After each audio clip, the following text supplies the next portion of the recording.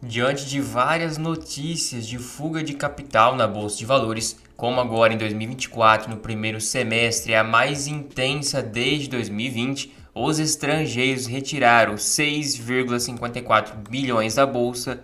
Muitos se perguntam se é hora de investir. Será que a Bolsa vai cair? Vai subir? O que é que pode acontecer? Então no vídeo de hoje veremos, sem aquela ótica sensacionalista, mas sim olhando para dados e para perspectivas, levando em conta que você, pequeno investidor, vai aportar durante muito tempo e pretende construir uma carteira sólida para a sua aposentadoria para viver de renda.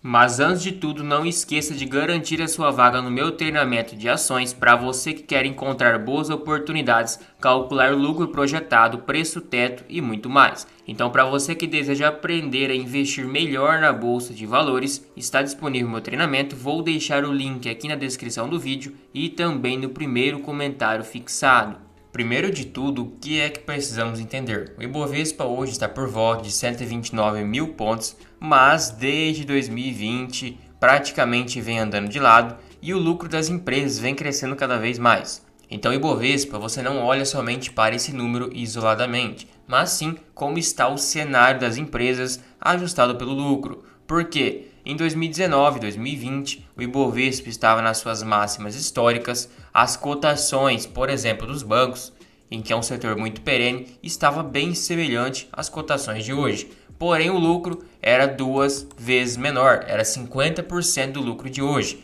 Pegando o exemplo do Banco do Brasil, que lucrava por volta de 20 bilhões lá em 2020, hoje está lucrando por volta de 38 bilhões, é o projetivo. Ou seja, o lucro é quase o dobro, porém a cotação não acompanhou da mesma forma. Isso vale para diversas empresas. Outro ponto é a questão da dívida aqui no Brasil, o que vem preocupando os investidores, isso claro, olhando para a ótica de curto prazo. Ou seja, a bolsa segue padrões, segue indicadores, segue resultados no longo prazo, mas no curto prazo tem especulação, tem gente apostando na queda, apostando na alta, o que causa volatilidade. Então, olhando para curto prazo, para dados em que preocupa o investidor agora no primeiro momento, seria a nossa dívida aqui do Brasil. Pegando lá de 2016 para usar como parâmetro, a dívida bruta é em 72,5% e a dívida líquida era por volta de 48,1%. Lembrando que 2016 foi quando deu aquela crise política e de fato a bolsa despencou, tinha muito desconto na bolsa e teve entre aspas aquela crise. Pegando os dados atualizados do Banco Central, hoje a nossa dívida líquida já está por volta de 60% e a dívida bruta quase 80%. Mais especificamente, 78,3% do PIB equivale à dívida bruta. Ou seja, estamos num patamar parecido de 2016. A nossa dívida vem aumentando, é uma porcentagem muito alta em relação ao nosso PIB e hoje que as taxas de juros nas alturas fica muito cara. Então talvez seja isso que está impedindo agora no curto prazo uma valorização da nossa bolsa. Porque se temos empresas com lucro nas alturas, Banco do Brasil e Itaú lucrando por volta de 40 bilhões, por exemplo, por que a cotação não acompanhou? Algo tem por trás. Claro que a bolsa é cíclica, também tem que ter isso em mente. E segundo os dados da Bloomberg e também do Tavis Costa, uma pessoa bem influente, que inclusive trabalha na Bloomberg também, ele fez essa comparação com base no rendimento dos lucros das ações brasileiras em relação às ações americanas. Então, para quem não sabe, lá o mercado é muito valorizado, empresas negociadas a 30, 40 vezes lucro, ou seja, proporcionalmente tem um retorno menor se não entregar esse crescimento esperado, já que por isso que é precificado nesse alto PL. Já que no Brasil não, empresas estatais a 4 vezes lucro, 5 vezes lucro, até menos do que isso. Então olha, temos um desconto muito grande e cada vez mais esse desconto vai subindo justamente nessa diferença de lucro que vai criando.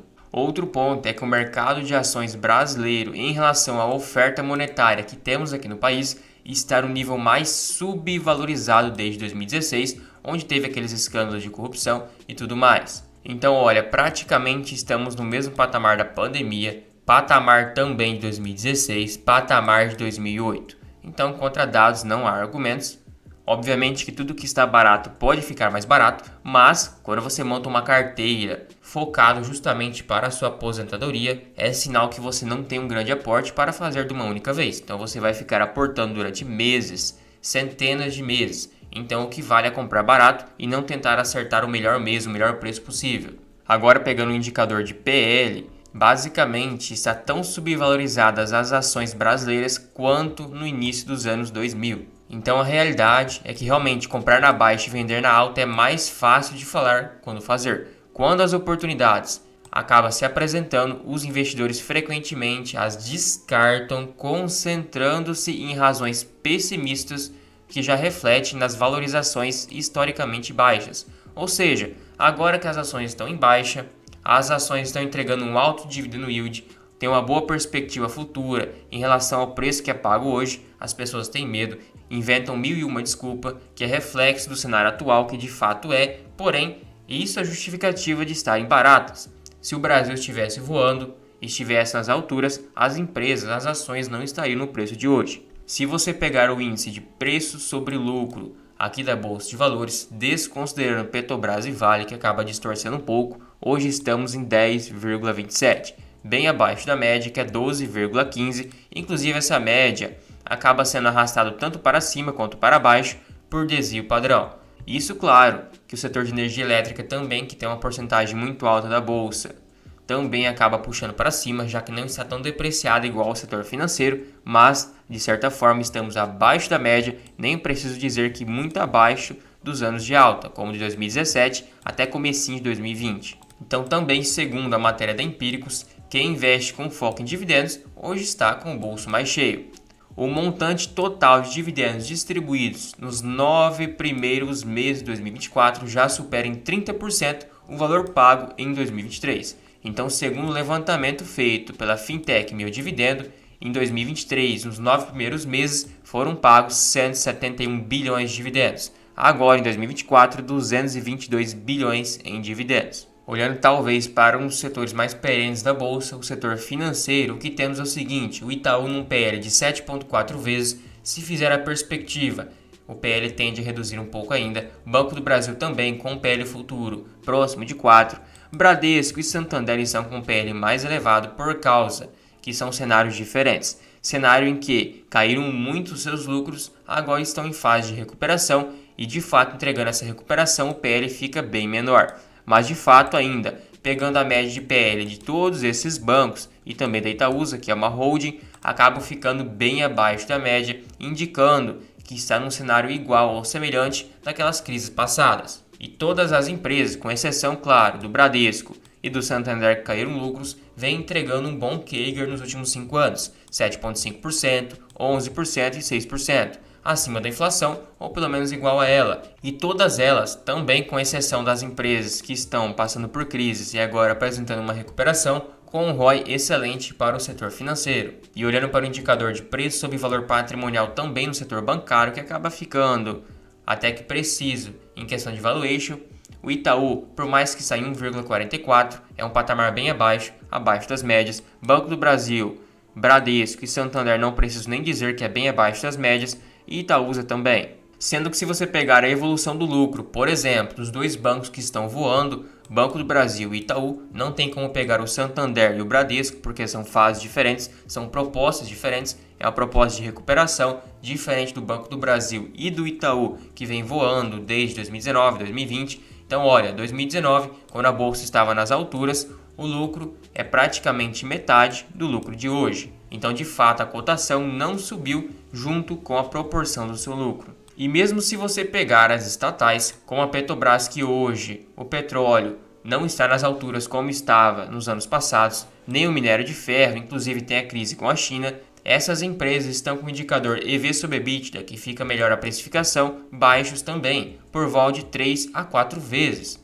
Indicador de PL acaba sendo distorcido com essas empresas, então não levar em consideração, e todas elas com crescimento de receita nos últimos anos, porque o lucro de fato acaba ficando depreciado por causa da commodity que pressiona as margens, mas a receita vem crescendo, essas empresas na precificação ainda atrativas e são empresas visadas por investidores institucionais, investidores gigantescos, investidores estrangeiros. Então, de fato, a bolsa ainda está barata. Outro ponto é que quando a bolsa está muito depreciada, o que vemos é grande parte das empresas entregando um alto dividendo. Com exceção, claro, das empresas que caíram lucros e estão passando por uma fase mais complicada. Mas pegando empresas que estão redondinhas, o Banco do Brasil entregando um yield acima de 10% no projetivo, com muita margem. Então o preço teto ele serve para indicar também não só o dividendo que você espera receber um dividendo garantido, mas sim se as empresas estão baratas. Porque olha, se você pega uma empresa em que tem um crescimento mais lento, uma empresa gigantesca, uma empresa que tem 150, 200 bilhões de valor de mercado, que não tem mais tanto potencial de crescimento, entregando um dividendo projetivo e já vem pagando na verdade por volta de 10%, distribuindo somente 45% do que lucra e mesmo assim consegue distribuir esse dividendo de 10%, olha, a bolsa está barata. Isso, claro, tem diversas empresas entregando esse alto dividendo. Sanepar, por exemplo, é um dividendo ali por volta de 6%, porém, ela distribui por volta de 30 a 35% do seu lucro. Então, fazendo o paradigma, ela consegue distribuir 10%, 8% facilmente se aumentar esse payout para um nível, entre aspas, satisfatório. Então, tem muitas empresas baratas. Algumas com dividendo mais baixo por causa do seu payout e outras com payout um pouco mais alto, entregando um dividendo bem robusto, acima dos 2 dígitos. Então, se você pega uma empresa que tem um ótimo histórico de crescimento e uma boa perspectiva, entregando um dividendo de 10%, com perspectiva de continuar crescendo lucros, ou seja, você tem um dividendo de 10% hoje, ou um dividendo crescente no longo prazo, e se o dividendo cresce, é porque o lucro cresceu, e se o lucro cresce, a cotação acompanha. Então é como se fosse um IPCA mais 10. A empresa vai crescendo lucros próximo da inflação ou um pouco acima, a cotação sobe junto e você tem 10% de dividendos fora valorização e crescimento. Então tem muitas empresas baratas entregando um bom dividend yield, 8, 9, 10%, que tem ainda boas perspectivas de crescimento, seja na cotação, seja nos lucros. Então, quando a bolsa está depreciada, surgem essas oportunidades em preço teto, isso sendo bem criterioso, estipulando um yield bem superior a 6%. 6% seria um yield mínimo em épocas de alta da bolsa. Então, se o seu foco é crescer dividendos, montar uma carteira muito forte, hoje acaba sendo uma oportunidade comprando empresas abaixo do valor em relação aos seus lucros, em relação aos seus proventos passados. Ou seja, pouco importa se a bolsa vai cair ou subir no curto prazo, o que importa é comprar boas empresas a bons preços. Então, para você crescer o seu dividendo ano após ano, é importante aproveitar esses momentos de baixa, ir acumulando boas empresas e se ficar mais alguns belos anos de baixa, ficar mais 3, 4, 5 anos a bolsa em baixa, ponto positivo, você que é pequeno investidor e faz aportes mensais, você precisa que a bolsa fique vários anos, um longo período em baixa, para conseguir montar uma boa posição e acumular boas empresas. Então, no geral, é muita especulação, acaba sendo muita euforia, muito sensacionalismo. Para você, pequeno investidor, é benéfico, foco no longo prazo, compre boas empresas a bons preços. E se você começou a investir na bolsa, comprou suas primeiras ações, não sabe muito bem o que está fazendo, não sabe identificar oportunidades, saber quando a ação está barata, calcular o preço teto, o dividendo projetado, o lucro projetado e também saber a margem de segurança, está disponível o meu treinamento sem enrolação, simples, fácil, direto na prática, sem inventar aquelas teorias mirabolantes. Hoje em dia é muito fácil de investir, com um clique você compra e vende ações e pode começar até mesmo com R$5. Mas aí tem um problema, você precisa ter uma estratégia vencedora, saber escolher ações para realmente compensar assumir risco de renda variável e não ter retorno de renda fixa. Então já aproveita, garanta sua vaga, lembrando que esse treinamento tem acesso vitalício. Vou estar atualizando constantemente com novas aulas de acordo com a sugestão de vocês. Você também terá acesso a uma planilha de preço teto de diversas ações, identificando a margem de segurança e o melhor, terá 7 dias de garantia para testar o treinamento, caso contrário terá o seu dinheiro de volta. Então já aproveita que o valor será reajustado conforme terá novas aulas adicionadas. É um valor bem acessível e você pode parcelar até mesmo em 12 vezes.